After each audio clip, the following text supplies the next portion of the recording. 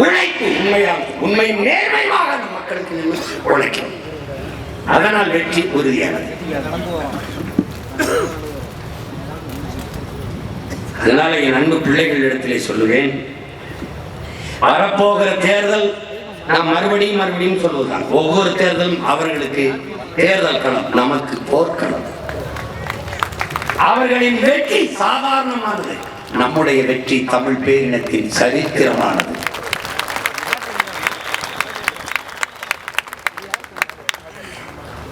அதனால மிகுந்த ஈடுபாட்டோடு உழையுங்கள். ஒருவருக்கொருவர் விட்டு கொடுத்து ஓட்டி வாடுங்கள். பொறாமைப்படுங்கள், அவனை விட அதிக ஓட்டு வாங்கி காட்டினோம். ஓட்டி வாடுங்கள், அவனை விட அதிக ஓட்டி வாங்கி காட்டினோம். தன்னை முன்னிறுத்தாது நாம் பிறந்த இனத்தையும் மண்ணையும் முன்னிறுத்தி நிற்குங்கள். கட்சியில் நான், கட்சிக்காக நான் என்ற கோட்பாட்டோடு நிற்குங்கள். கட்சியே நான், கொஞ்சம் தள்ளி நிற்குங்கள்.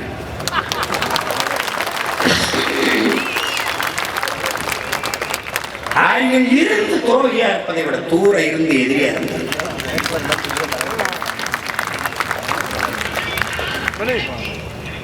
அதனால எல்லாரும் பிள்ளைகளே, இந்த தேர்தல் மிக முக்கியமான களம். நமக்கு மிகுந்த ஈடுபாட்டோடு வெல்லணும். அதற்கு என்னது? பாய்ச்சலின் பெரும் அடித்தளமாக இந்த இடத்துல ஓடும் போது இங்க ஒரு பலகை வைப்பான், காலை வச்சு அப்படி ஓடுவோம் இல்லையா? அப்படி காலை வைக்கிற ஒரு இடம் தான் February 7 திருச்சியில நடக்கிற மாநாடு.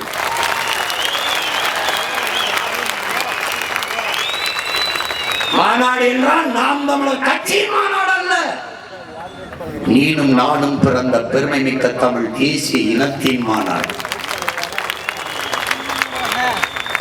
அதனால் என்ன அறிவிப்பு செய்கிறோம்? எல்லாரும் தமிழ் மக்களே, உலகெங்கும் வாழ்கிற எங்கள் உயிர் சொந்தங்களே, இது நம் இனத்தின் திருவிழா.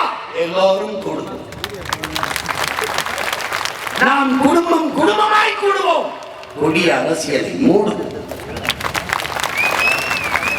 இது கொள்கை மரபுகளின் கூட்டம். கொள்ளையர்கள் எடுக்க வேண்டும் ஓட்டம். நாம் தமிழர் கட்சி என்பது ஒரு கட்சியின் பெயர் அல்ல, நாம் பிறந்த பெருமை மிக்க இனத்தின் அடையாளம் என்பதை அறிவார்ந்த என் தமிழ் சமூக சொந்தங்கள் என்னரும் தமிழர்கள் புரிந்து கொள்ள வேண்டும். அந்த மாநாட்டிற்கு நான் அல்ல, என் பரம்பரையே வரும். என் அம்மா, என் தங்கை, என் தங்கச்சி, பொண்ணு மாமன், மச்சனை, என் மகனுக்கு திருமணம் என்றால் எப்படி அழைப்பதில் வச்சு அழைப்பனோ அப்படி அழைக்கணும். 100 ரூபாயோ 1000 ரூபாயோ பாக்கோ வெத்தலையோ என்னன்னு தெரியுது. நீ வர்ற எந்த கட்சியில ஒரு தடவை வேண்டியவா கட்சியில எப்படி இருக்குன்னு பாரு, ஒரு தடவை வந்து பாரு. மாநாடு எப்படி நடக்கணும்?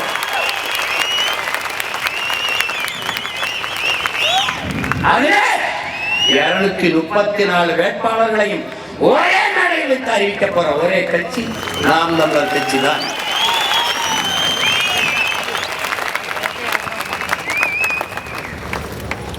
நூற்றி 17 பெண்கள், 117 ஆண்கள். புறக்கணிக்கப்பட்ட நிராகரிக்கப்பட்ட தமிழ் குடிகளுக்கெல்லாம் வாய்ப்பு. அதுல 134 பேர் இளைஞர்கள், 25 வயதிலிருந்து 30-35 இளைஞர்கள். புது ரத்தம் ஊறாத உடலும் புதிநீர் வாயாத கடலும் உற்சாகடையது. இனத்தின் உயிரே இளம் தமிழர், எதற்கு மஞ்சா நாம் தமிழர் என்ற முழக்கத்தில் இந்த படை எழுச்சி மிக்க அரசியல் படை. பிரபாகரன் என்ற பெருந்தலைவன், சீருடை அணியாத 1000 என்றாத மக்கள் ராணுவம் நாம் தமிழர் கட்சி. ஒரு அரசியல் புரட்சி படை, அன்னை தமிழ் சமூகத்தின் உரிமைக்காக, விடுதலைக்காக, பெருமை மிக்க வாழ்விற்காக அரசியல் படை. அறிவார்ந்த தமிழ் சமூக தம்பிதங்கள், நம்முடைய மாவீர தெய்வங்களை போற்றுகிற இந்த நாளில் நீங்கள் ஒரு உறுதிமொழியை ஏற்க வேண்டும். தன்னலமற்று உண்மையும் நேர்மையாக இந்த மண்ணுக்கு மக்களுக்குமாக நீங்கள் உழைப்போம். என் இனத்தின் விடுதலைக்காக இன்னும் இந்த ஈகம், மறவர்களின் ஈகம், அவருடைய உயிர் தியாகம் வீண் போய்விடக்கூடாது, மொழி செத்து விடக்கூடாது என்று செத்தார்கள். நம் மொழி செத்து போனது. நம் இனம் இறந்து விடக்கூடாது, அடிமைப்பட்டு விடக்கூடாது என்று போராடினார்கள். இனம் செத்து போனது. நம் மொழியை மீட்க காக்க தமிழ் மீட்சியே தமிழர் எழுச்சி என்கிற தேவனைய பாவாணர் நம் தாத்தா மொழி நாயர். தமிழ் மீட்சி தமிழர் எழுச்சி இருக்கிற இறை வாய்ப்பு வென்றாக வேண்டும். தமிழ் ஒன்றாக வேண்டும். தமிழால் இணைந்து நாம் தமிழராய் நிமிர்வதை தவிர கிடையாது.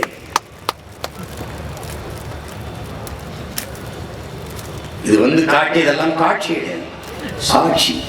நமக்காக ரத்தம் சிந்தி செத்தவர்களின் சாட்சி. விட்டு விடாதீர்கள் என்னரும் பிள்ளைகளே. நாங்கள் சுமந்த விடுதலை கனவை உங்களுக்கு கடத்துகிறோம். எங்கள் உள்ளத்தில் எரிந்த விடுதலை நெருப்பை ஈரை சுடராய் உங்கள் முன்னே ஏற்றுகிறோம். அதை உங்கள் இதயத்தில் எரிய வைத்து அணையாமல் அடைகாத்துக் கொண்டு போங்கள் விடுதலை அடையும் வரை. நாம் என்ன உறுதிமொழி ஏற்க வேண்டும்? எங்கள் மாவீரர்களின் நினைவை சுமந்து அவர்கள் கனவை நோக்கி எங்கள் பயணம்.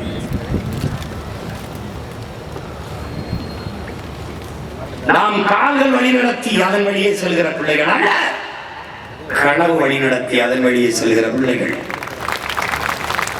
நமது பயணம் நம் கால்களை நம்பித்தான். அதனால்தான்